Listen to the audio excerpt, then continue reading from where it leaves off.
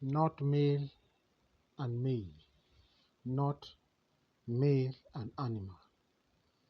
Genesis 1:27.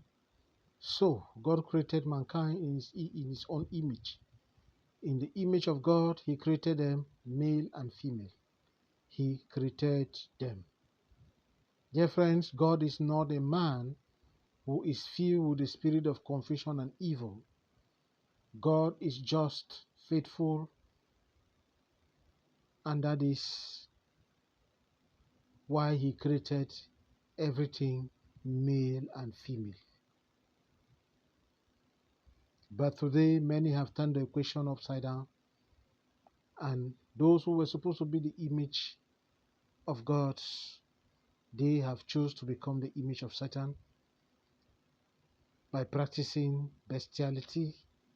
They prefer animals in due place of a woman or a man. Worst of it, their fellow men becomes their choices. God said, be fruitful and increase in number. They violated it by saying, be barren and curse your generation.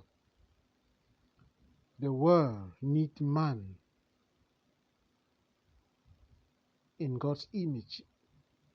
The world needs humans in God's image and not terrible sicknesses and curses.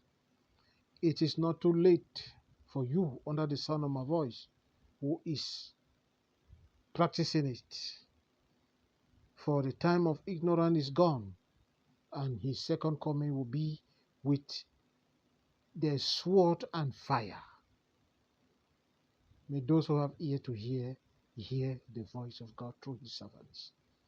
One prayer point. Oh Lord, I cry for mercy. Lord, your mercy upon your children, upon mankind. We have fallen short of your glory. We have gone astray, out of the track, King of glory. Have mercy and give us a second chance. Thank you, Lord, for hearing us. Pas homme, pas homme animal. Genèse 1:27. Dieu créa l'homme à son image, il le créa à l'image de Dieu. Il créa l'homme et la femme. Bien-aimé, Dieu n'est pas un homme qui est rempli des esprits de confusion et du mal.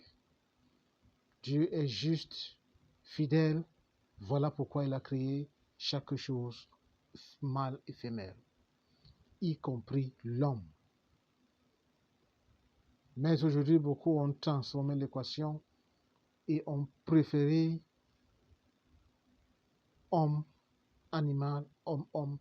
Ceux qui sont supposés être la créature ou alors créés à l'image de Dieu ont choisi d'être l'image du mal. Dieu a dit, soyez féconds et multipliez-vous. Ils ont violé cela et ont choisi, soyez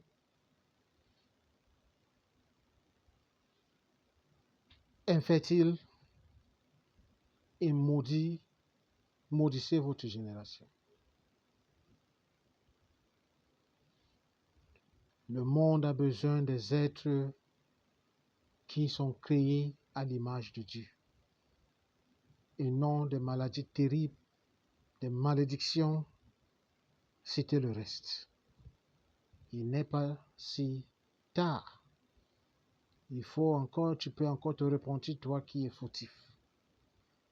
Car les jours de l'ignorance sont dépassés et sa seconde venue sera avec son épée et du feu pour détruire tous ceux qui sont hors des principes qu'il a donnés dans la Bible. Un point de prière au Seigneur, miséricorde. Nous implorons ta miséricorde. Père, nous avons péché contre toi.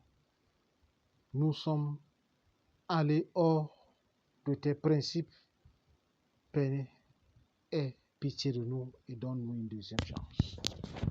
Merci Seigneur parce que tu es bon et tu vas nous écouter pour ceux-là qui ont décidé d'inviter la malédiction dans leur vie et dans leur génération.